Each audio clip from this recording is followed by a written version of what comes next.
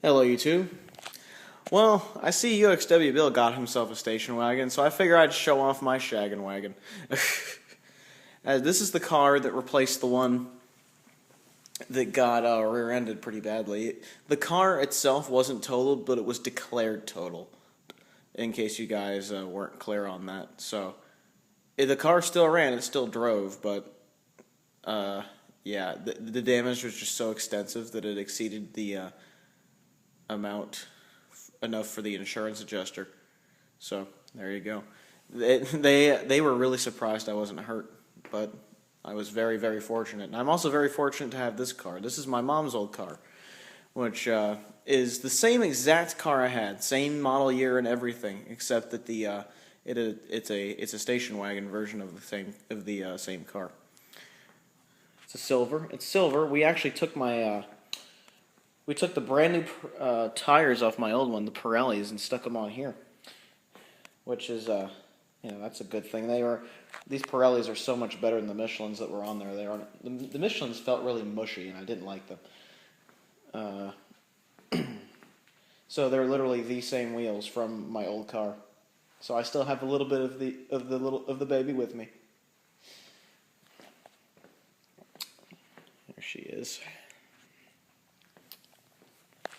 This is what I drive now. The headlights are a lot less fogged, I'll tell you that. It's got fog lights too.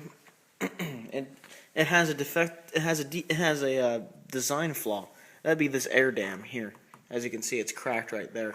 It rides a little bit low, so if you hit it like a cement parking block or something, it'll just come right off. That exact same thing happened to mine not too many years ago. And there you have it. This car is a lot lower end than the one I had, but that's all right. It's still nice enough. It's practically the same in every way. It has the same radio and everything. Same radio, same climate controls. It's a Harman Kardon system. The tweeters are actually better in this car than they were in my other one. I'm leaving the audio stock in this car.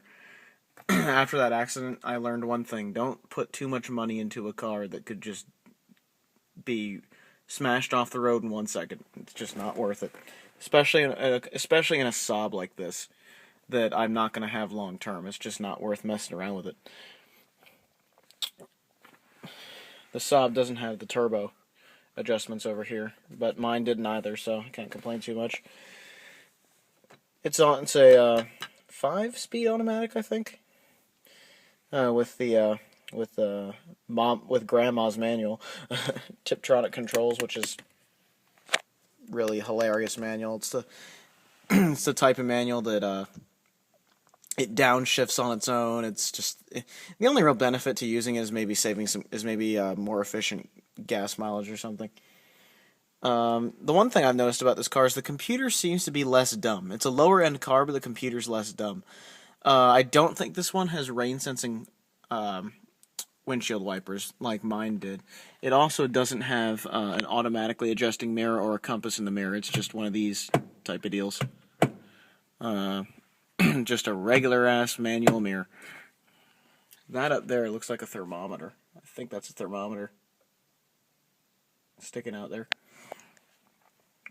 But as I was saying, yeah, the computer seems a little bit less dumb in this car. In my old one, I would put it on intermittent, and let's say you stop someplace and you take the keys out.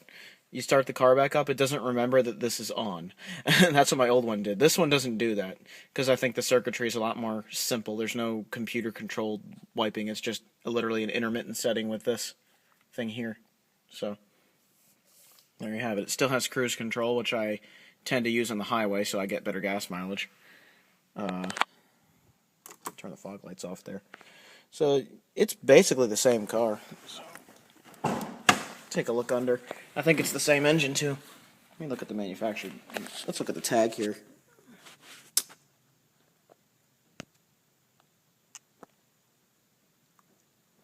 This one was actually manufactured in 2005. My old one was manufactured in 2004. And there you go. So let's take a look under the hood here. See what this baby got.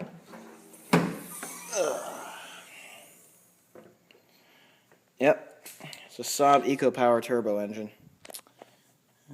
It looks a little bit more weathered than mine did, actually. Mobile One, yay.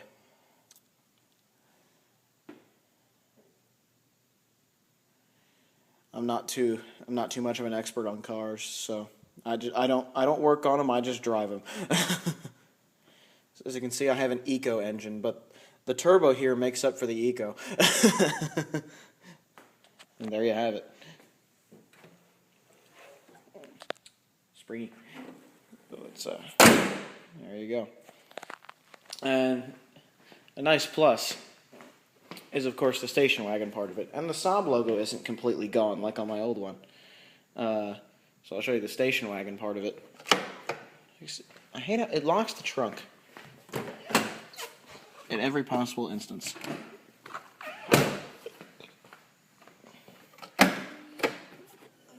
There you go. It has one of these things, so you can prevent sun from hitting anything in there, or prevent people from knowing you have crap in your car. So I have a decent amount of space back here.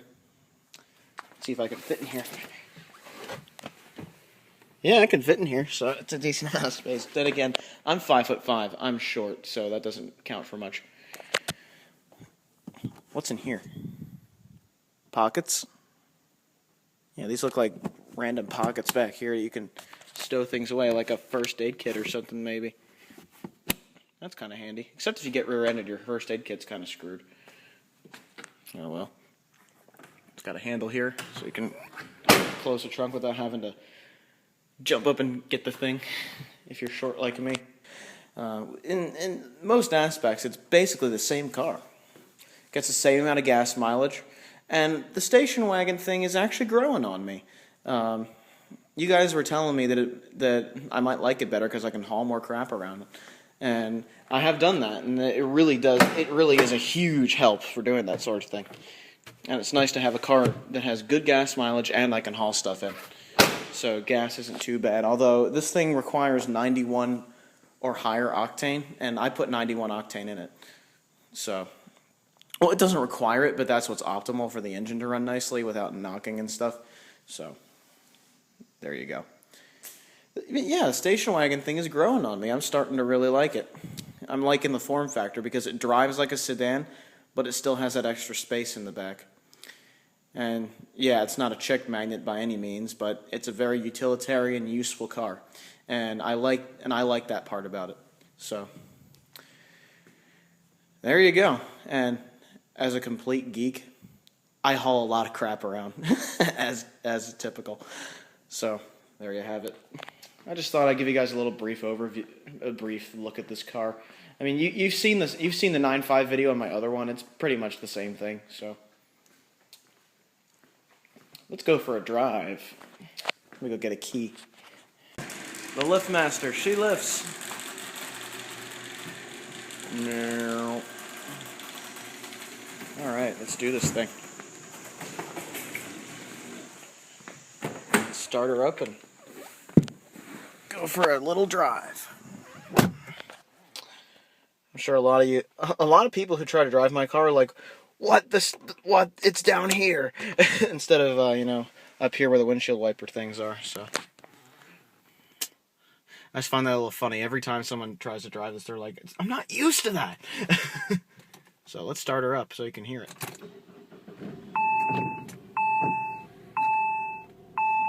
I should probably turn that off. Rear light failure. Yay. That's been coming on intermittently, too. Well, that's wonderful. Anyway, let's back out of here. I have to go slightly to the left and back straight again. I can't believe I'm actually, struggling with power steering. I'm such a weak person. I should be walking more.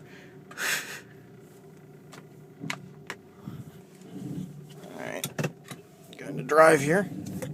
And I'm going to ignore that rear light failure and just drive. Because there are about 5 light bulbs back there, and only one of them went out probably. Or it's just Or there's just a nasty relay thing going on. So let's drive around the neighborhood real quick. But yeah, this is a nice car. It's nice because I don't have to really get used to driving a new car. It drives very nicely. You can just drive nice and slow through the neighborhood here.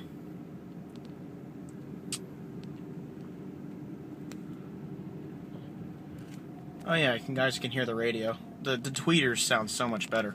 Let me turn it on here.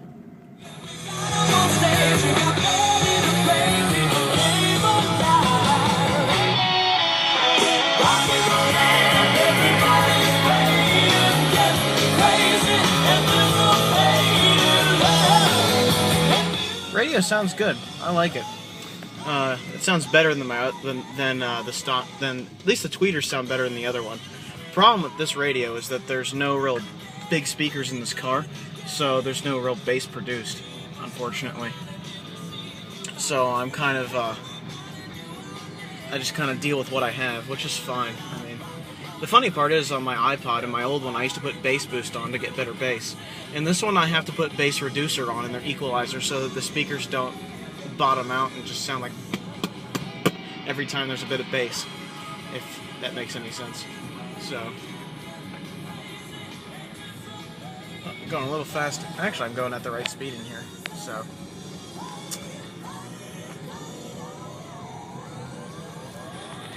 should probably shut the radio off before I get the music mafia after me. And the music, you know, the music mafia. They find you stealing music. Forget about it.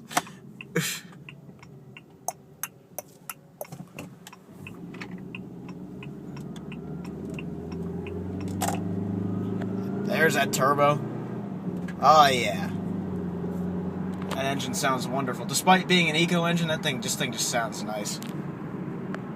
Let's drive through lovely Route 52 here in southeastern Pennsylvania. I might be taking this thing to New Jersey tomorrow. Who knows? This video might not even be posted, but when tomorrow is relevant. Yeah, I like this car. It seems to run really nice. My old one drove a lot smoother than this, but after that accident, it would never drive smooth again if I did get it repaired. So, you know. But you never know. It's a Saab. Saabs are, like the guy at that body shop said, Saabs are very tough cars. They run for a long, long time. Which is why you still see a lot of 9.3s, 9.5s, and even 900 turbos on the road. 900, the Saab 900 Turbo is probably my favorite Saab car because it's just a cute little thing. But I like these; they're nice. As far as vehicles I'm a fan of, maybe I should talk about that. I have a lot of respect for Ford F-150s and Chevy S10s. They last quite a long time themselves. Whoa, this guy just turned around. Did you see that? Guy doesn't know where the hell he's going. So, I'm going to, so their cars I like a lot. Volkswagens are really nice. What else do I like? I like Audis a lot. BMWs, I've never driven a BMW actually, so I don't really know what they're like. My dad, however, had BMWs for a long time. He used to get them as company cars. He had like a 740i's and he had like 740i's and 640i's and things like that.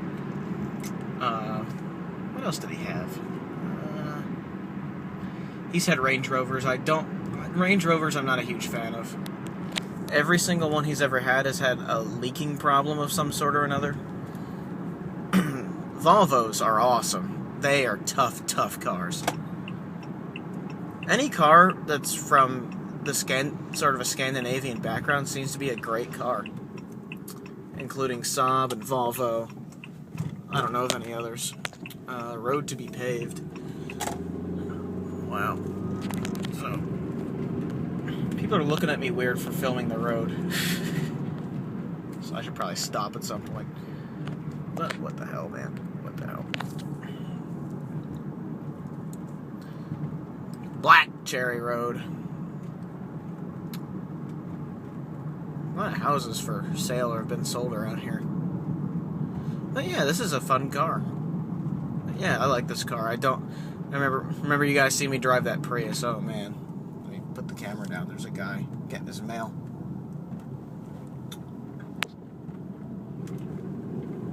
There was a law put in recently that you can't be texting and driving, so I'm just being cautious. Whoa. That was a heavy bump.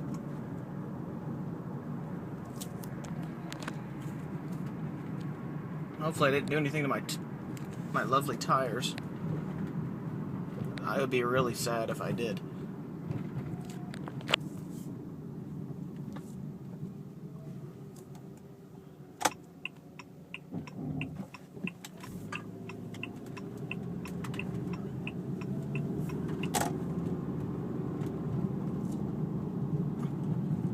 My steering alignment's good. I'm not touching the wheel, so I think it's fine.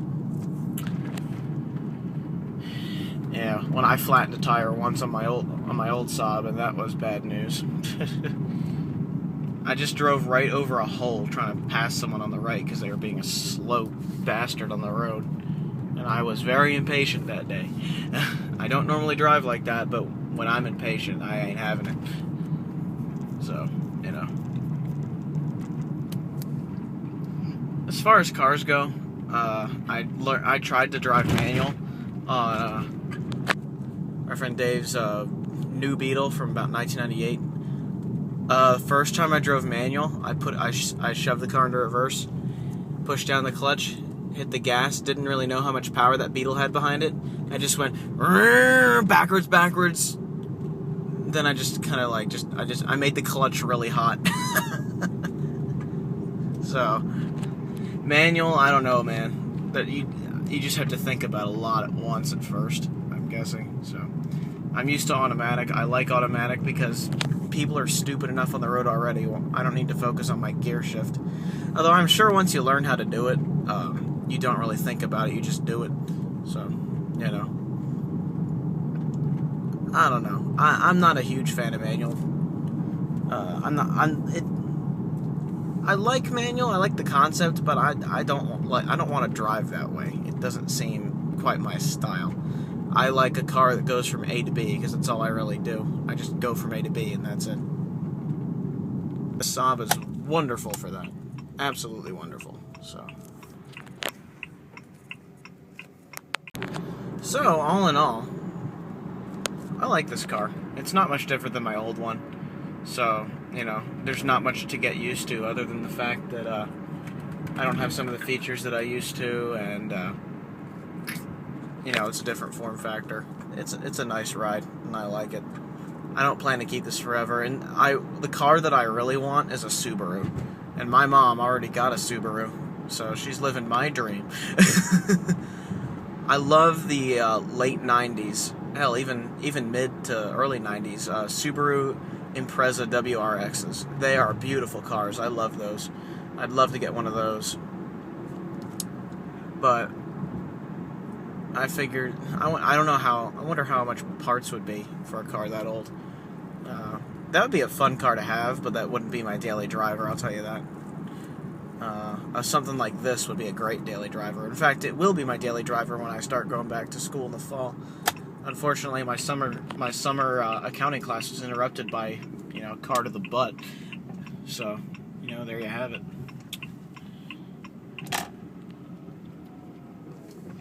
All right, so let's turn back in here and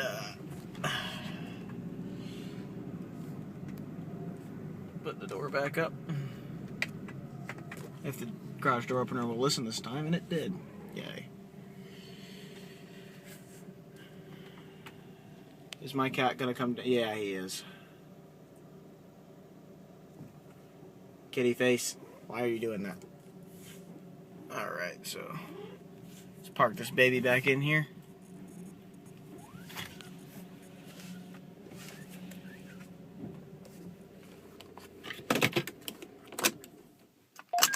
And there you have it, folks.